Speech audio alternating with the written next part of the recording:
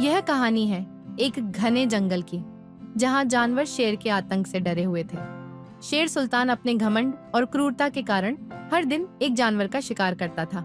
लेकिन एक चतुर बंदर, मोती और चालाक सियार चंदन ने मिलकर सुल्तान को उसकी घमंड की सजा देने की ठानी। क्या उनकी योजना सफल होगी?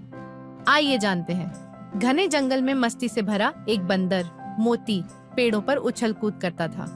मोती न केवल चंचल था, बल्कि बहुत बुद्धिमान भी था। उसी जंगल में एक चालाक सियार, चंदन, भी रहता था। चंदन अपनी बुद्धि से कई बार मुश्किलों से बच निकलता था। जंगल का राजा शेर सुल्तान बहुत क्रूर और घमंडी था। एक दिन शेर ने ऐलान किया, जंगल के सभी जानवर मुझे हर दिन एक जानवर शिकार के लिए देंगे। जो मना करेगा उसे मैं खुद मार दूंगा। जंगल के सभी जानवर डर गए। किसी में सुल्तान के खिलाफ बोलने की हिम्मत नहीं थी। हर दिन एक जानवर शेर के पास जाने लगा। जब मोती की बारी आई तो उसने सोचा, शेर को उसकी घमंड की सजा देना जरूरी है। उसने सियार चंदन से मदद मांगी।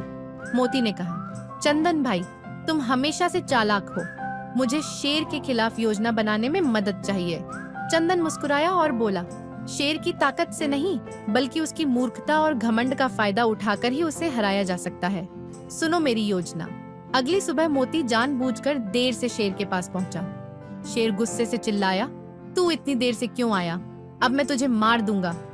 मोती ने घबराने का नाटक करते हुए कहा, महाराज, मैं जल्दी आ रहा था, लेकिन रास्ते में एक और शेर ने मुझे रोक लिया। उसने कहा कि यह जंगल उसका है। मैंने किसी तरह भागकर अपनी जान बचाई और आपको यह खबर देने आया। सुल्तान गुस्से से आग बबूला हो गया और बोला, कौन है वो शेर? मुझे अभी दिखाओ। मोती शेर को एक बड़े कुएं के पास ले गया। वहाँ चंदन पहले से छिपा हुआ था। जैसे ही शेर कुएं में झांका, उसे अपनी परछाई दिखाई दी।